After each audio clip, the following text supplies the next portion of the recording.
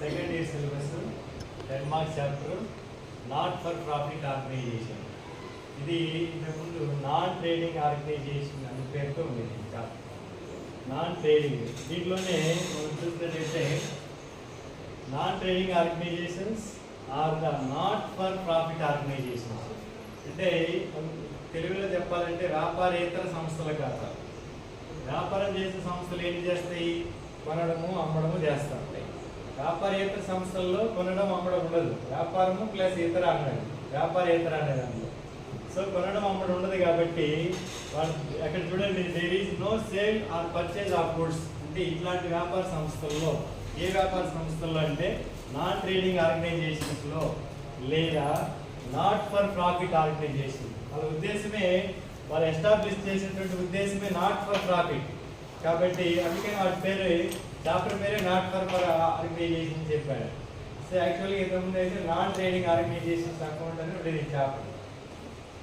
So ఈ చాప్టర్లో there is no sale or purchase of goods అని చెప్పి మనం చదువుతున్నాం మనం. అలాగే the main objective of this organisation is to render services to the society.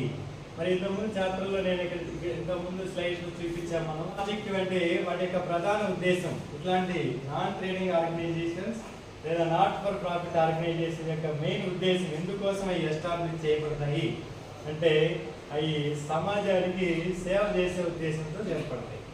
సేవ చేయాలి, అందుకనే సర్వీస్ మోటివ్ అని చెప్పి అంటారు. ఫర్ ఎగ్జాంపుల్ చెప్పాలంటే కొనుగోలు అమ్మకాలు లేనటువంటి ప్రదేశాలు ఎక్కడెక్కడ ఉన్నాయంటే స్కూల్స్లో ఎక్కడ కొనడం అమ్మడం జరగదు. అక్కడేమో దొరుకుతాయి, ఏమైనా కొనుగోలు సరుకులు ఏమో దొరుకుతాయో దొరకదు. కాలేజెస్, అలాగే libraries, athletic clubs, hospitals, charitable trusts, welfare societies, cooperative societies, clubs, ఇవన్నీ కూడా మనకి నాన్ ట్రేడింగ్ ఆర్గనైజేషన్స్ లేకపోతే నాట్ ఫర్ ప్రాఫిట్ ఆర్గనైజేషన్స్ అని చెప్పి అంటాము. మనం ఉదాహరణ చెప్పాలనుకున్నప్పుడు ఇవే గుర్తు రావాలి మనం. వీటిలో ఎక్కడ చూసినా కూడా సో కాలేజ్ అనేది విద్యార్థులకి చదువు చెప్పేటటువంటి ఆర్గనైజేషన్ కాబట్టి అక్కడ కొనుగోలు అమ్మకాలు అనేవి ఉండవు. కాబట్టి service oriented organisation. Athletic club అనేది స్పోర్ట్స్ డెవలప్ చేసేటటువంటి క్లబ్లు ఇవన్నీ. కాబట్టి ఇక్కడ కూడా మనకు కొనుగోలు అమ్మకాలకు ఆస్కారం ఉంటుంది. హాస్పిటల్స్ అనేవి కూడా వైద్యము అలాంటివి అందించేటటువంటి సంస్థ కాబట్టి అక్కడ కూడా మనకు ట్రేడింగ్ అనేది ఉంది. కాబట్టి అన్నీ కూడా మన నాన్ ట్రేడింగ్ ఆర్గనైజేషన్స్ లేకపోతే నాట్ ఫర్ ప్రాఫిట్ ఆర్గనైజేషన్స్ అని చెప్పి మనం చెప్పాలి. Next meaning the source of income. మరి ఇట్లాంటి సంస్థలకి ఎక్కడి నుంచి వస్తుంది డబ్బులు? ఇప్పుడు ఈ కాలేజీకి అనుకోండి, డబ్బులు ఎక్కడి నుంచి వస్తుందంటే మీకు తెలుసు, మీరు కట్టినటువంటి ఫీజులు ఫస్ట్. అలా అవి సరిపోకపోతే ఇంకేం జరుగుతుంది? ఎక్కడి నుంచి వస్తుందంటే గవర్నమెంట్ ఇచ్చేటటువంటి గ్రాంట్స్. కాబట్టి ఈ సోర్సెస్ అంటే ఇన్కమ్ యొక్క మూలం ఎక్కడి నుంచి, ఇట్లాంటి సంస్థలకి ఇన్కమ్ ఎక్కడి నుంచి వస్తుంది అని చెప్పి చెప్తున్నారు. సోర్సెస్ ఆఫ్ ఇన్కమ్ అని చెప్పి అంటున్నాం. So the major sources of income అని చెప్తున్నాడు. Subscriptions of their members. For example ఒక క్లబ్ అనుకోండి, తిరుపతిలో కూడా టౌన్ క్లబ్ అని ఉంటుంది. అక్కడ స్పోర్ట్స్ డెవలప్మెంట్ కోసం ఒక క్లబ్ ఏర్పడింది.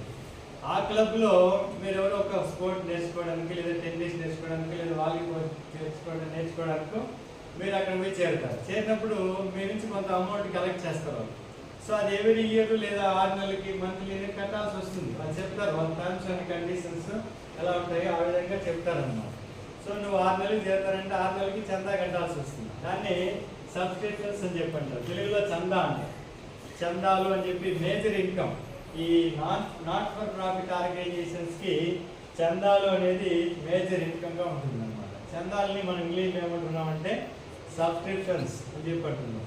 అది ఎవరు కడతారంటే ఆ క్లబ్లో కానీ ఆర్గనైజేషన్లో కానీ ఎవరైతే మెంబర్గా చేరుంటారో వాళ్ళు మాత్రమే కడతారు. అది ఒక ఆదాయం నాట్ ఫర్ ప్రాఫిట్ ఆర్గనైజేషన్స్.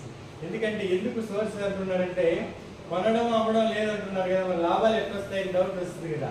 మరి ఆ సంస్థలు ఎలా నడుస్తాయి అని చెప్పి డౌట్ వస్తుంది కదా. మరి నడవడానికి ఏదో ఒక ఆదాయ మార్గాలు ఉండాలి కదా.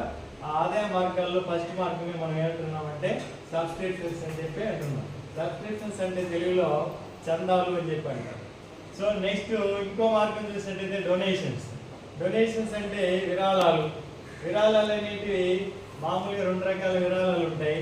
మామూలుగా సాధారణ విరాళాలు లేదా ప్రత్యేక విరాళాలు. దాన్ని మనం ఇంగ్లీష్లో జనరల్ డొనేషన్స్ అలాగే స్పెసిఫిక్ డొనేషన్స్ అని చెప్పి అంటారు.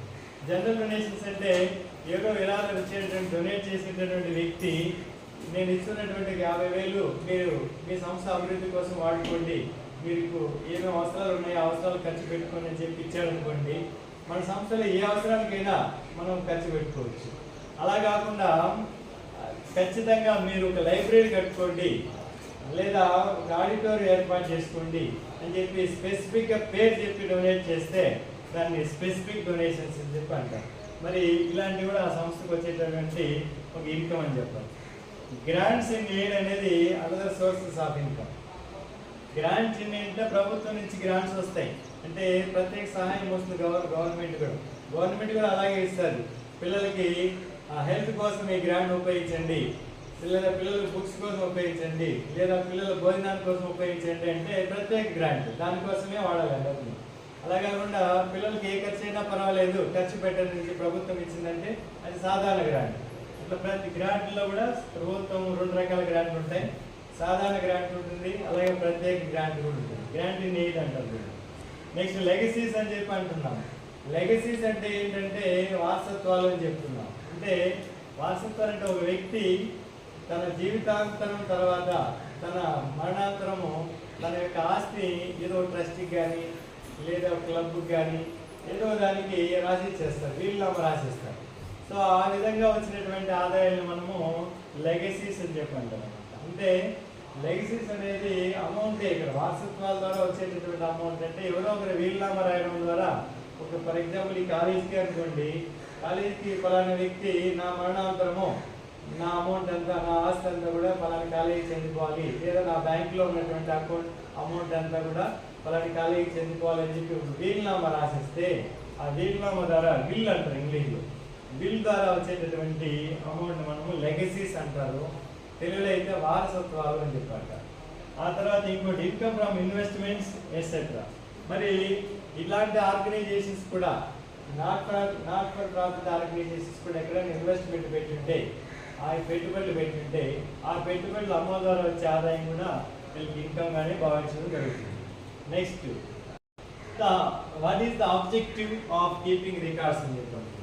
అంటే వీటి యొక్క ఎందుకు రికార్డ్స్, ఇట్లాంటి సంస్థలు ఏ కొనుగోలు అమ్మకాలు చేయడం లేదు కదా, బయింగ్ అండ్ సెల్లింగ్ చేయడం లేదు కదా, మరి ఎందుకు రికార్డ్ చేయాలి, మనం ఎందుకు లెక్కలు రాయాలి అని చెప్పి డౌట్ వస్తుంది. మనకి ఎందుకు లెక్కలు పెట్టారంటే ప్రతి ఒక్కరికి ఎక్కడైతే క్యాష్ ఉంటుందో అక్కడ కామర్షియల్ ఉండాలని మనం చెప్తుంటాము. ఎందుకంటే రికార్డ్ మెయింటైన్ చేస్తేనే మనకు కొన్ని విషయాలు తెలుస్తూ ఉంటాయి. చూడండి ఇక్కడ చెప్పుకుంటే the main objective of keeping records in such organisations is to meet the statutory requirement. మరి ప్రభుత్వం కూడా చెప్తుంది, అడుగుతుంటుంది కదా మీరు ఏమేమి ఖర్చులు పెట్టారు, ఏ ఐటమ్కి ఎంత ఖర్చు పెట్టారని చెప్పి ఎవరి ఇయర్ అడుగుతుంది కదా, ఆడిట్ అనేది ఉంటుంది కదా. మరి ప్రభుత్వానికి లెక్కలు అడగాలన్నప్పుడు, లెక్కలు సమర్పించాలన్నప్పుడు మనం లెక్కలు రాసి పెట్టుంటేనే మనం ఖచ్చితంగా సమర్పిస్తాము. కాబట్టి స్టాట్యుటరీ శాసనాత్మకమైన అవసరాల కోసం కూడా మనం రికార్డ్ మెయింటైన్ చేయాల్సిన అవసరం ఉంటుంది. And help them in exercising control over utilisation of their funds. For example అన్ని ఖర్చులు రాస్తున్నాం, అన్ని ఆదాయాలు రాస్తున్నాము, ఏ ఆదాయం ఎలా వస్తూ ఉంది, వచ్చిన ఆదాయం ఏ ఖర్చు వెళ్ళిపోతా అనేది కూడా మనకు తెలుస్తుంది. ఎప్పుడైతే రికార్డ్ మెయింటైన్ చేస్తామో అప్పుడు వచ్చిన డబ్బుని ఎలా ఖర్చు పెట్టడం కూడా తెలిసిపోతుంది. అందుకని రికార్డ్ మెయింటైన్ చేయడం వల్ల ఎలా ఆదాయం వస్తుంది, వచ్చిన ఆదాయం ఏ వాటి మీద ఖర్చు జరుగుతుంది అనేది తెలుస్తుంది రికార్డ్ మెయింటైన్ చేయడం వల్ల. అలాగే they also have to prepare the financial statements. They also have to prepare the financial statements at the end of each accounting period. అలాగే నాట్ ఫర్ ప్రాఫిట్ ఆర్గనైజేషన్స్ అనేవాళ్ళు ఖచ్చితంగా ప్రతి ఆర్థిక సంవత్సరం చివరన వాళ్ళ యొక్క ఆర్థిక స్థితిని తెలుసుకోవడానికి కోసం ఆర్థిక నివేదికలు అనేవి తయారు చేయాల్సి వస్తుంది. వాటినే మనం ఫైనాన్షియల్ స్టేట్మెంట్స్ అని చెప్పాము. ఒక సంవత్సరంలో మనకు మిగిలి వచ్చిందా, డెఫిసిట్ వచ్చిందా, అలాగే లోటు వచ్చిందా, లేకపోతే సర్ప్లస్ వచ్చిందా అని చెప్పి తెలుసుకోవడం కోసం ఇన్కమ్ అండ్ ఎక్స్పెండిచర్ అకౌంట్ అనేది ఒకటి తయారు చేస్తారు. దాన్ని తెలుగులో మనము ఆదాయ వ్యయాల ఖాతా. ఒక సంవత్సర కాలంలో ఒక నాట్ ఫర్ ప్రాఫిట్ ఆర్గనైజేషన్స్కి వచ్చినటువంటి ఆదాయం ఎంత, ఆదాయంలో ఎంత ఖర్చు పెట్టాము, ఎంత మిగిలింది అని తెలుసుకోవడం కోసము చేసేటటువంటి అకౌంటే income and expenditure account. And financial position తెలుసుకోవడం కోసం ఒకనొక తేదీ నాటికి ఆ సంస్థకు ఉన్నటువంటి అసెట్స్ ఎంత, లయబిలిటీస్ ఎంత తెలుసుకోవడం కోసం మనము బ్యాలెన్స్ షీట్ అనేది కూడా తయారు చేస్తాం. సో ఇవన్నీ కూడా వీటి ఉద్దేశం అనేది ఇది ఆబ్జెక్టివ్. మనం ఎందుకు మెయింటైన్ చేయాలి బుక్స్ అనేది ఈ ఆబ్జెక్టివ్స్ ద్వారా తెలుస్తాను. Next characteristics of non trading concerns. Non trading concerns అన్నా నాట్ ఫర్ ప్రాఫిట్ ఆర్గనైజేషన్స్ అన్నా వ్యాపారేతర సంస్థలన్నా ఒకటే. మరి వీటి యొక్క లక్షణాలు ఎలా ఉంటాయి అని చెప్పి అంటే ఫస్ట్ చెప్పాము, దే మెయిన్ మోటో ఈ సర్వీస్ మోటివ్ అని చెప్పేసి. అంటే అది ప్రజలకు సేవలు అందించాలనే ఉద్దేశంతోనే వ్యాపారాన్ని కాదు సంస్థను స్థాపించడం జరుగుతుంది. Working without profit motive and service motive is main motive. అంటే సర్వీస్ మోటివ్ అనేది మెయిన్ మోటివ్ అవుతుంది, సేవలు అందించడం. Next organised bodies. మరి ఇవన్నీ కూడా ఒక వ్యవస్థీకృతమైనటువంటి సంస్థలు. వ్యవస్థీకృతమైన సంస్థలు అంటే ప్రతి నాన్ ట్రేడింగ్ ఆర్గనైజేషన్ ఖచ్చితంగా సొసైటీస్ యాక్ట్ ప్రకారము రిజిస్ట్రేషన్ అవుతుంది. రిజిస్ట్రేషన్ అనేది చట్టబద్ధం కాబట్టి రిజిస్ట్రేషన్ చేయకుండా ఏ సంస్థ కూడా మనుగడ సాగించలేదు కాబట్టి so it is a organised body అని చెప్పండి. కాబట్టి సొసైటీస్ యాక్ట్ ప్రకారము ఇది రిజిస్ట్రేషన్ కావడం జరుగుతుంది. నెక్స్ట్ పాయింట్ చూస్తే వీటి యొక్క లక్షణాల్లో మూడేది సోర్సెస్ ఆఫ్ ఇన్కమ్ అని చెప్పాము. మనం ఇందాక చెప్పాము ఇట్లాంటి సంస్థలకి ఆదాయం ఏ విధంగా వస్తుంది అని చెప్పినట్టయితే ఇంతకుముందు చెప్పాము డొనేషన్స్ అని చెప్పి, లెగసీస్ అని చెప్పి, grant in aid, subscriptions, income from investment. Same items ఇంతకుముందు స్లైడ్లో కూడా చెప్పాము మనం. అయ్యే మళ్ళీ తీసుకొచ్చి పెట్టాం, మళ్ళీ కనిపించి ఉండకూడదండి. మరి ఈ సంస్థను నడపడానికి ఏదైనా ఒక బాడీ ఉంటుంది అంటే ఖచ్చితంగా ఎలక్టెడ్ మేనేజ్మెంట్ అనేది ఉంటుంది. అంటే ఎవరైతే ఎన్నుకోబడతారో ఆ ఎన్నుకోబడిన ప్రతినిధుల ద్వారానే ఆ సంస్థ నిర్వహించడం జరుగుతుంది. ఆ తర్వాత నో డిఫ్యూజన్ ఆఫ్ సర్ప్లస్ అన్నాడు. యాక్చువల్గా నో డిఫ్యూజన్ కాదు, మన టెక్స్ట్ బుక్లో డిఫ్యూజన్ అని ఉంది కాబట్టి నేను అలాగే తీసుకొచ్చినాను. నో డిస్ట్రిబ్యూషన్ ఆఫ్ సర్ప్లస్ అని చెప్పాలి. ఓకేనా? అంటే ఒక సంస్థకి వచ్చిన ఆదాయంలో నుంచి కొన్ని ఖర్చులు బాగా కొంత సర్ప్లస్ అనేది మిగులుతుంది. సో ఫర్ ఎగ్జాంపుల్ ఈ సంస్థకి ₹1,00,000 వచ్చింది ఈసారి ఆదాయం. సో 50,000 ఖర్చు అయిపోయింది. సో 50,000 సర్ప్లస్ మిగిలింది. ఈ మిగిలిండేది అక్కడ ఉన్నటువంటి మెంబర్స్కి ఏమైనా డిస్ట్రిబ్యూట్ చేస్తారంటే డిస్ట్రిబ్యూషన్ అయితే చేయదు. కాబట్టి దాన్నే వాడు నో డిస్ట్రిబ్యూషన్ ఆఫ్ సర్ప్లస్ అని ఇచ్చాడు. యాక్చువల్గా మన టెక్స్ట్ బుక్లో, ఇంటర్మీడియట్ టెక్స్ట్ బుక్లో యాక్చువల్గా నో డిస్ట్రిబ్యూషన్ ఆఫ్ సర్ప్లస్ అని కూడా చెప్పొచ్చు. డిస్ట్రిబ్యూషన్ అనేది ఏదో తిరిగి పంపిణీ చేయడం సంస్థలోనే ఉంటుంది. సంస్థ కార్యక్రమాలకి, సంస్థ వెల్ఫేర్కి ఖర్చు పెట్టుకుంటారు మిగిలిన డబ్బులు. ట్రాన్సాక్షన్స్లో ఇక్కడి నుంచే మన మెయిన్ కాన్సెప్ట్ మెయింటైన్ చేయాల్సి వస్తుంది. వ్యవహారాలు నాన్ ట్రేడింగ్ ఆర్గనైజేషన్స్లో రెండు ప్రధానంగా, ఇక్కడే కాదు ఫైనల్ అకౌంట్ ఎక్కడైనా ఈ రెండే కనబడతాయి. Capital transactions, revenue transactions. ఇవి రెండు వస్తే తప్ప మనకి లెక్కలు చేయడానికి అంతగా వీలు పడుతుంది. మరి క్యాపిటల్ ట్రాన్సాక్షన్స్ అంటే ఏంటివి, రెవెన్యూ ట్రాన్సాక్షన్స్ ఏంటి? ట్రాన్సాక్షన్స్ రెండు రకాలు ఉంటాయి. అందులో మొట్టమొదటి మూలధన వ్యవహారాలు, రెండవది రాబడి వ్యవహారాలు. సో క్యాపిటల్ ట్రాన్సాక్షన్స్ అంటే మూలధన వ్యవహారాలు మనం మీకు ఫిలిపిన్లో కూడా పెట్టుకోమని చెప్పారు నేను. సో అలాంటివి. సో రెవెన్యూ ట్రాన్సాక్షన్స్ అనేటివి రాబడి వ్యవహారాలు. క్యాపిటల్ ట్రాన్సాక్షన్స్ అంటే transactions which provide benefits or supply services to the business for more than 1 year are known as capital transactions. ఏ వ్యవహారాలు అయితే సంస్థకి 1 సంవత్సరం కంటే ఎక్కువ కాలం బెనిఫిట్స్ ఇస్తాయో అలాంటి ట్రాన్సాక్షన్స్ మనము క్యాపిటల్ ట్రాన్సాక్షన్స్ చెప్పి అంటున్నాం. అంటే 1 సంవత్సరానికి మించి బెనిఫిట్స్ ఇవ్వగలిగారు. వరుసగా చూస్తున్నాం ఏంటంటే these transactions are known as capital expenditure, capital receipts. అంటే మూలధన వ్యయము, మూలధన వసూలు అని చెప్పి రెండు రకాలు. దీన్ని క్యాపిటల్ ఎక్స్పెండిచర్ అంటే మూలధన వ్యయం, క్యాపిటల్ రిసీట్స్ అంటే మూలధన వసూలు అని చెప్పి అంటాం. మరి ఇది క్యాపిటల్ ట్రాన్సాక్షన్స్ మళ్ళీ మనం ఈ స్లైడ్స్ ద్వారా చూపించాం. మళ్ళీ క్యాపిటల్ ట్రాన్సాక్షన్స్, క్యాపిటల్ ఎక్స్పెండిచర్ అని, క్యాపిటల్ రిసీట్స్ అని చెప్పి రెండు రకాలుగా మనం విడగొడుతున్నాం. నెక్స్ట్ మరి క్యాపిటల్ ఎక్స్పెండిచర్ మనం ఇది ఇంపార్టెంట్ కాబట్టి చూసుకోవాలి. మనం లాస్ట్ ఇయర్ కూడా తెలుసుకున్నాం. It is an expenditure which is incurred to acquire or bring into existence and asset. అంటే ఒక అసెట్ను కొనడానికి మనం చేసేటటువంటి వ్యయాన్ని ఏమంటున్నాం అంటే క్యాపిటల్ ఎక్స్పెండిచర్ అంటున్నాం. లేదా మూలధన వ్యయం అని చెప్పంటున్నాం. అంటే ఫర్ ఎగ్జాంపుల్ ఫర్నిచర్ కొన్నాము, అది క్యాపిటల్ ఎక్స్పెండిచర్. ఒక బిల్డింగ్ కొన్నాము, క్యాపిటల్ ఎక్స్పెండిచర్. కారు కొన్నాము, క్యాపిటల్ ఎక్స్పెండిచర్. అంటే ఆ ఎక్స్పెండిచర్ వల్ల ఆ సంస్థకి 1 year కంటే ఎక్కువ కాలము బెనిఫిట్ వస్తే అది capital expenditure. Last year final account కూడా ఇది మనం డిస్కస్ చేస్తాం. సో 1 year కంటే ఎక్కువ ఉపయోగపడతాయి. ఫర్ ఎగ్జాంపుల్ మనం బిల్డింగ్ కట్టాము, ఆ బిల్డింగ్ పైన 10 lakhs పెట్టాము. ఆ 10 lakhs వల్ల మన ఉపయోగం అనేది 1 year వరకు ఉంటుంది. ఈ బిల్డింగ్ మన ఉపయోగం అనేది ఉంటుంది.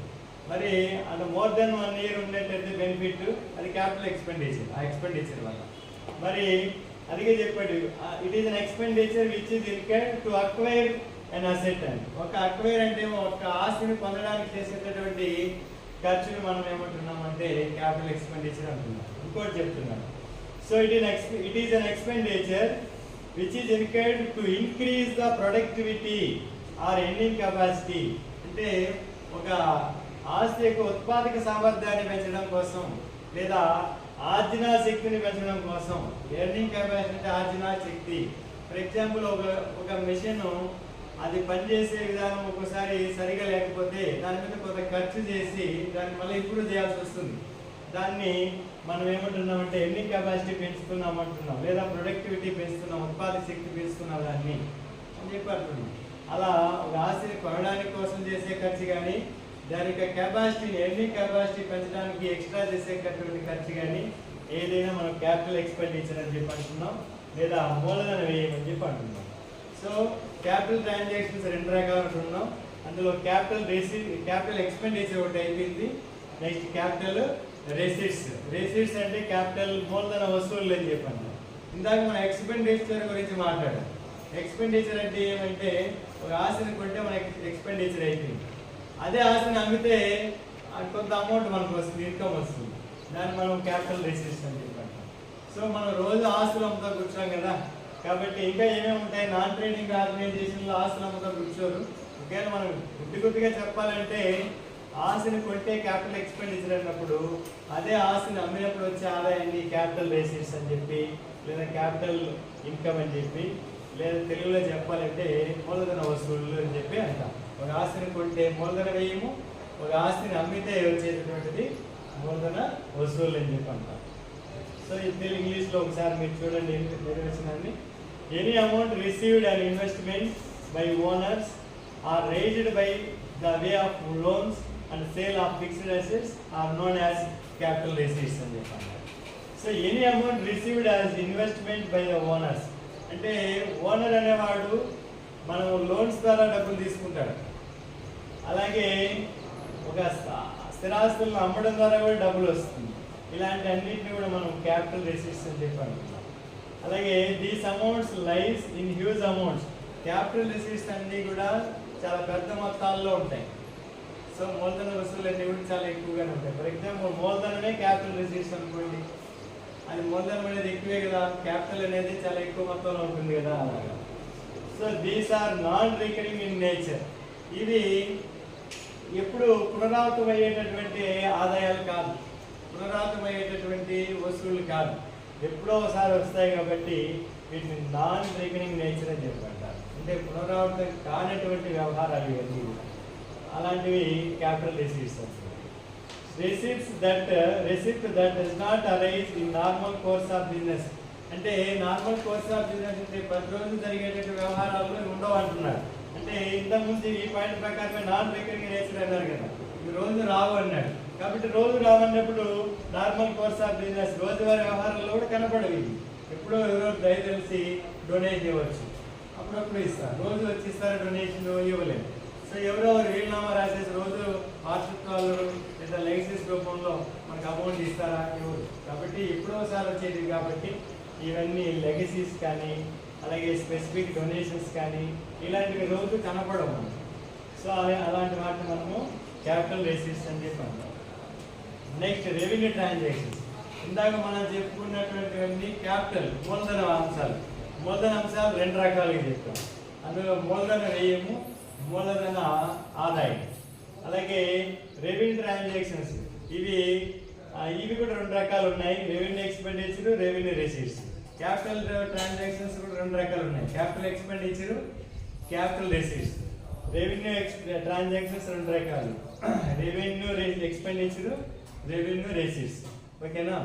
మరి రెవెన్యూ ట్రాన్సాక్షన్స్ అంటే ఏంటి చూద్దాం ఒకసారి. The transactions which provide benefits to a business unit for one accounting period only are called as revenue transactions. So ఏవైనా ట్రాన్సాక్షన్స్ యొక్క బెనిఫిట్, ఏదైనా ఒక వ్యవహారం యొక్క బెనిఫిట్ అనేది ఒక సంవత్సర కాలానికే పరిమితమైతే ఆ ట్రాన్సాక్షన్స్ని మనము రెవెన్యూ ట్రాన్సాక్షన్స్ అని చెప్పండి. For example the transactions are classified into two అని చెప్పాము, రెండు రకాలుగా ఉన్నాం. దే ఆర్ వచ్చి revenue expenditure and revenue receipts. మళ్ళీ ఇది ఒక గ్రాఫికల్ ప్రెజెంటేషన్. రెవెన్యూ ట్రాన్సాక్షన్ అనేది ఒకటి రెవెన్యూ ఎక్స్పెండిచర్, రెండోది వచ్చి రెవెన్యూ రిసీట్స్. మనం రెవెన్యూ ఎక్స్పెండిచర్ చూద్దాం. ఇది రికరింగ్ నేచర్ ఉన్నటువంటి ఎక్స్పెండిచర్. రికరింగ్ నేచర్ అంటే రెగ్యులర్గా ఎక్స్పెండిచర్ మనకు వస్తూనే ఉంటుంది. ఫర్ ఎగ్జాంపుల్ రెంట్ ఈ మంత్ వస్తే నెక్స్ట్ మంత్ వస్తుంది కదా, రెంట్ అనేది వస్తుంది, ఇంట్రెస్ట్లు అనేవి వస్తాయి. ఇలాంటివి ఎలక్ట్రిసిటీ బిల్ అనేది వస్తుంది, టెలిఫోన్ బిల్ అనేది వస్తుంది. ఏవైతే రికరింగ్ నేచర్ ఉంటుందో అలాంటి వాటిని రెవెన్యూ ఎక్స్పెండిచర్ అని చెప్పండి. ఈ రెండింటి మధ్య తేడా తెలిస్తేనే మీ లెక్కలు చేయగలుగుతాం. So last year final accounts మాదిరి ఫైనల్ అకౌంట్స్లో మనం trading account, balance sheet, profit and loss ఇలాంటి వేసాం కదా, అక్కడ కూడా మనం డైరెక్ట్గా బైఫర్కేషన్ చేసాం. ఏవి క్యాపిటల్ ఐటమ్స్, ఏవి రెవెన్యూ ఐటమ్స్ అని తీసుకున్నాం. క్యాపిటల్ ఐటమ్స్ అన్నీ కూడా అసెట్స్ సంబంధించినవి బ్యాలెన్స్ షీట్లో వస్తున్నాయి. ఆ తర్వాత రెవెన్యూ ఐటమ్స్ అన్నీ కూడా లాస్ట్ ఇయర్లో మనము ప్రాఫిట్ అండ్ లాస్ అకౌంట్లో చూసాం. మనం ప్రాఫిట్ అండ్ లాస్ అకౌంట్లో సో సేమ్ ఇక్కడ కూడా ప్రాఫిట్ అండ్ లాస్ లాగా ఇంకో అకౌంట్ వస్తుంది, దాని ఇన్కమ్ అండ్ ఎక్స్పెండిచర్ అకౌంట్ అని చెప్పి వస్తుంది. ఆ అకౌంట్లో వేస్తాం. అయితే గుర్తుపట్టాలి మనం, లాస్ట్ ఇయర్ వేసిన వాళ్ళు ఈజీగా గుర్తుపట్టేస్తారు. అందుకే రెవెన్యూ ఎక్స్పెండిచర్ అంటే ఒకసారి మనకు మీనింగ్ చూద్దాం. Any amount spend to earn revenue or profits is called revenue expenditure. మనం ఏ ఎక్స్పెండిచర్ అయినా మనం ప్రాఫిట్స్ని ఎర్న్ చేయడానికి కోసం పెట్టేటటువంటి ఎక్స్పెండిచర్ని మనము రెవెన్యూ ఎక్స్పెండిచర్ అన్నాం. మరి మామూలు వ్యాపార సంస్థల్లో సో మనం రోజు కొంటాము, అమ్ముతాం. కొంటే అమ్మితేనే కదా, కొని అమ్మితేనే కదా ప్రాఫిట్ వస్తుంది. మరి కొనుగోలు అలాగే అమ్మకాలు, పర్చేస్, సేల్స్, ఈ రెండు కూడా ఒకటి రెవెన్యూ ఎక్స్పెండిచర్, ఒకటి రెవెన్యూ ఇన్కమ్ అవుతాయి. చూడండి, these expenses are having recurring in nature. ఇది మెయిన్ పాయింట్. ఇట్లాంటి ఎక్స్పెండిచర్ ప్రతి నెల వస్తుంది, 10 రోజులు వస్తూనే ఉంటాయి. అలాంటివి ఫర్ ఎగ్జాంపుల్ మనం కాలేజీకి తీసుకున్నట్టయితే రెవెన్యూ ఎక్స్పెండిచర్ 10 రోజులు మనము ఏం చేస్తాం, చాక్ పీస్ వాడుతున్నాం. 10 రోజులు అయిపోతే 10 రోజులు వచ్చేటటువంటి ఎక్స్పెండిచర్ అది. లేదా ఒక రోజు కాకపోయినా 2వ రోజు అయినా కొనుక్కోవాల్సిందే. అలాంటిది. Next, it's useful life also would be less then 1 year. So revenue expenditure అంటే ఫర్ ఎగ్జాంపుల్ మనం ఒక చాక్ పీసే కొన్నాము, చాక్ పీస్ మనం వాడుతూ ఉంటే 1 ఇయర్ కంటే మించి వస్తుందా? వాడితే ఒక రోజుకే అయిపోతుంది. మరి ఒక రోజుకే కాదు, 1 గంటకే అయిపోతుంది, లేదా 1 మినిట్కే అయిపోతుంది. మరి తిరిగి మళ్ళీ ఎక్స్పెండిచర్ చేయాల్సి వస్తుంది. అందుకని దాని రికరింగ్ నేచర్ ఉన్నటువంటి ఎక్స్పెండిచర్ అని చెప్పాను. దాన్ని పునరావృతం అయ్యేటటువంటి ఎక్స్పెండిచర్ అని చెప్పి అంటున్నాను. ఫర్ ఎగ్జాంపుల్ శాలరీస్ ఒక నెలకి శాలరీస్ ఇస్తే జీవితాంతం ఆ వ్యక్తి పనిచేయడు. కాబట్టి ఈ నెలకి ఇస్తే ఆ బెనిఫిట్ ఈ నెల వరకే పనిచేస్తాడు. మనం ఆ సంస్థ బెనిఫిట్ అంటే 1 నెల పొందుతుంది. నెక్స్ట్ ఇయర్ మళ్ళీ అతని నుంచి బెనిఫిట్ పొందాలంటే నెక్స్ట్ మంత్ మళ్ళీ అతనికి శాలరీ ఇస్తేనే ఆ వ్యక్తి నుంచి మనం బెనిఫిట్ పొందుతాం. రెంట్ కూడా అంతే. 1 నెల కడితే ఆ ఇంట్లో ఉండడానికి మనకు అవకాశం 1 నెల వరకే ఉంటుంది. వేజెస్ కూడా అంతే. ఏ పనికి అయితే వేజెస్ ఇస్తున్నామో ఆ పని అయిపోతానే మళ్ళీ నెక్స్ట్ రావాలంటే ఆ వ్యక్తి మళ్ళీ వేజెస్ ఇస్తే ఇంకో పనికి వస్తాడు. కాబట్టి రికరింగ్ నేచర్ ఉన్నటువంటి ఎక్స్పెండిచర్. ఎలక్ట్రిసిటీ ప్రతి మంత్ వచ్చేటటువంటి రిపీటెడ్ ఎక్స్పెన్సెస్, ఇన్సూరెన్స్ నెల కట్టచ్చు, 6 నెలలకి కట్టచ్చు, ఇలాంటివి రిపేర్స్, ఇలాంటివన్నీ రికరింగ్ నేచర్ ఉన్నటువంటి ఎక్స్పెండిచర్. ఈ ఎక్స్పెండిచర్ చాలా బాగా గుర్తు పెట్టుకోవాలి మైండ్లో. లేదంటే దీన్ని మనము క్లాసిఫై చేయలేకపోతే మనం ఏ అకౌంట్లో ఏమేయాలో తెలియదు. సో నెక్స్ట్ పాయింట్ తీసుకున్నాం, రెవెన్యూ రిసీట్స్. ఇది కూడా రికరింగ్ నేచర్ ఉన్నట్టు. రెవెన్యూ అంటూనే రికరింగ్ నేచర్ ఉండాలి. అవి ఎక్స్పెండిచర్ అయినా రికరింగ్ ఉండాలి, ఆదాయం అయినా రికరింగ్ ఉండాలి. రికరింగ్ అంటే ఏమి, తిరిగి వస్తుండాలి, మళ్ళీ వస్తుండాలి, లేదా పునరావృతం అవుతూ ఉండాలి. అలాంటి వాటిని మనం రెవెన్యూ రిసీట్స్ అని చెప్పండి. రెవెన్యూ రిసీట్స్లో any amount received in the normal course of business. మనం మామూలుగా వ్యాపారంలో రోజువారీ వ్యవహారాల్లో వచ్చేటటువంటి ఆదాయాన్ని మనం ఏమంటున్నామంటే రెవెన్యూ రిసీట్స్ రోజు రావాలి. రోజు రాకపోయినా కనీసం వారానికి ఒకసారి రావాలి, 2 రోజులకు ఒకసారి రావాలి, సంవత్సరం లోపల రిపీట్ అవుతూనే ఉండాలి. సో మ్యాక్సిమం లిమిట్ వచ్చి 1 ఇయర్. 1 ఇయర్ లోపల రిపీట్ అవుతూ వస్తుంటే వాటిని రెవెన్యూ రిసీట్స్ అని చెప్పంటాం, లేదా రాబడి వసూళ్లు అని చెప్పేద్దాం. Next which is a recurring nature. ఇందాక చెప్పాను, ఇంతకుముందు ఎక్స్పెండిచర్ రికరింగ్ నేచర్ ఉంటుంది, పునరావృతం అవుతూ ఉంటుంది. ఆదాయం కూడా రికరింగ్ అవుతానే ఉంటుంది, అది రెవెన్యూ అంటున్నాం. రెవెన్యూ అంటూనే రికరింగ్ అన్నమాట. సో లైక్ సేల్స్ అనేది మనకు నాన్ ట్రేడింగ్ ఆర్గనైజేషన్ ఉండదు. మనం ఊరికే ఉదాహరణ కోసం చెప్పాం. సేల్స్ అనేది వ్యాపార సంస్థలో వచ్చేటటువంటిది. వ్యాపార సంస్థలో ప్రతిరోజు సేల్స్ లేకుండా ఏ వ్యాపార సంస్థ ఉండదు. అలాగే ఇంట్రెస్ట్లు, డిస్కౌంట్, కమిషను, రెంట్ రిసీవ్డ్ ఇలాంటివన్నీ కూడా నాన్ రికరింగ్ ఎక్స్పెన్సెస్కి example. Next final accounts of not for profit organisations, NPO అంటున్నాం. ఇది మనకు మెయిన్ ఇక్కడి నుంచి లెక్కలు స్టార్ట్ అవుతాయి. సో మనం 3 రకాలైనటువంటి అకౌంట్స్ మనం తయారు చేస్తున్నాం. ఇక్కడ 3 statements. First statements receipts and payments account, దీన్ని తెలుగులో వసూళ్లు చెల్లింపుల ఖాతా అని చెప్పంటాం. Second one income and expenditure account, ఇది ఆదాయ వ్యయాల ఖాతా అంటున్నాం. మన ఇంటర్మీడియట్ లెవెల్లో వచ్చేటటువంటిది ఇది ఇన్కమ్ అండ్ ఎక్స్పెండిచర్ అకౌంట్ అంటున్నాం. 10 మార్క్స్ చాప్టర్ ఇది ఇంటర్మీడియట్ లెవెల్లో. ఆ తర్వాత బ్యాలెన్స్ షీట్ అంటున్నాం. బ్యాలెన్స్ షీట్ అనేది ఆస్తిపుల పట్టిక లేదా ఆస్తిపుల పట్టి. ఈ ఇయర్ అయితే ఇది అడగదు, ఓన్లీ మనం ఇదే మాత్రమే చూస్తాం. ఆదాయ వ్యయాల ఖాతా అని చెప్పి తయారు చేస్తాం. ఈ ఆదాయ వ్యయాల ఖాతాలో ఇందాక మనం ఏవైతే రెవెన్యూ నేచర్ ఉందో, రెవెన్యూ ఎక్స్పెండిచర్ లేదా రెవెన్యూ రిసీట్స్, రాబడి వ్యయాలు లేదా రాబడి వసూళ్లు, ఈ రెండింటిని మాత్రమే చూపిస్తాం. దీంట్లో క్యాపిటల్ ఐటమ్స్ అన్నీ కూడా బ్యాలెన్స్ షీట్లో చూపిస్తాం. మూలధన అంశాలన్నీ కూడా బ్యాలెన్స్ షీట్లో చూపిస్తాం. అలాగే రాబడి అంశాలన్నీ కూడా ఇన్కమ్ అండ్ ఎక్స్పెండిచర్ అకౌంట్ లేదా ఆదాయ వ్యయాల ఖాతాలో చూపిస్తాం. ఇది గుర్తుపెట్టుకోవాల్సింది, మనం 2 రకాల ట్రాన్సాక్షన్స్ని మనం ఇందాక నేర్చుకున్నాం. ఒకటి వచ్చి మూలధన అంశాలు, రెండోది రాబడి అంశాలు. క్యాపిటల్ ట్రాన్సాక్షన్స్ అలాగే రెవెన్యూ ట్రాన్సాక్షన్స్. క్యాపిటల్ ట్రాన్సాక్షన్స్ అన్ని ఇందులో చూపిస్తాం, అలాగే రెవెన్యూ ట్రాన్సాక్షన్స్ అన్ని ఇందులో చూపిస్తాం. ఈ 2 కలిపి ఇందులో చూపిస్తాం. రిసీట్స్ అండ్ పేమెంట్స్ అకౌంట్లో మన క్యాపిటల్ ఐటమ్స్ వస్తాయి, అలాగే రెవెన్యూ ఐటమ్స్ కూడా వస్తాయి. క్యాపిటల్ ఐటమ్స్ మీకు ఇందాక చెప్పాము 2 రకాలుగా ఉంటున్నాయి, క్యాపిటల్ ఎక్స్పెండిచర్ అలాగే క్యాపిటల్ రిసీట్స్. అలాగే రెవెన్యూ ఐటమ్స్ కూడా 2 రకాలుగా ఉంటాయి, revenue expenditure, revenue receipts. Telugu మీడియంలో చెప్పాలంటే మూలధన అంశాలు 2 రకాలుగా ఉంటాయి, మూలధన వ్యయం ఒకటి, అలాగే మూలధన వస్తువులు ఒకటి. అలాగే రాబడి అంశాలు 2 రకాలుగా ఉంటాయి, అది రాబడి వ్యయము, రాబడి వస్తువులు. ఇక్కడి నుంచి మనం ఈ 2 పాయింట్లు మనం బాగా గుర్తుపెట్టుకోవాలి. ఇది receipts and payments account first account. ఇక్కడి నుంచే తయారు చేస్తున్నాం మన లెక్కలో. మరి రిసీట్స్ అండ్ పేమెంట్స్ అకౌంట్ అనేది ఏం చెప్తుంది, ఎలా తయారు చేయాలి అనేది చూస్తున్నాం. మామూలుగా receipts and payments account is a mere summary of cash flow. అంటే ఇది నగదు పుస్తకాన్ని పోలి ఉంటుంది. నగదు పుస్తకం ఎలా ఉంటుందో ఇది కూడా అలాగే ఉంటుంది, పేరు మార్చామంటే. రిసీట్స్ అండ్ పేమెంట్స్ అకౌంట్ అన్నాం, వసూళ్లు చెల్లింపుల ఖాతా అన్నాం. కానీ రియల్గా చెప్పాలంటే ఇది నగదు ఖాతానే. అయితే దానికి కొంచెం తేడా ఉంటుంది, లాస్ట్లో చెప్తాను. కొంచెం తేడా అంటే ఏమో తర్వాత చెప్తాను. It is maintained prepared by the not for profit organisations in lieu of cash book. So వ్యాపార సంస్థలు, ట్రేడింగ్ ఆర్గనైజేషన్స్ క్యాష్ బుక్ తయారు చేస్తాయి. అయితే నాన్ ట్రేడింగ్ ఆర్గనైజేషన్స్ ఇది తయారు చేస్తాయి, రిసీట్స్ అండ్ పేమెంట్స్ అకౌంట్ తయారు చేస్తాయి. 2 ఒకటే. క్యాష్ బుక్ లాస్ట్ ఇయర్ మీరు ఫస్ట్ ఇయర్లో క్యాష్ బుక్ తయారు చేసేది చాలా ఈజీగా. డెబిట్ వైపు అంటే క్యాష్ రిసీట్స్, క్రెడిట్ వైపు అంతా క్యాష్ పేమెంట్స్ అని చెప్పి ట్రిపుల్ కాలం క్యాష్ బుక్ వేసాను.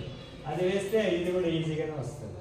కాబట్టి వసూలు డెబిట్ వైపు, చెల్లింపులన్నీ క్రెడిట్ వైపు. అందుకని ఇది క్యాష్ బుక్ లాంటిదే అని చెప్పి చెప్తున్నారు వాళ్ళు.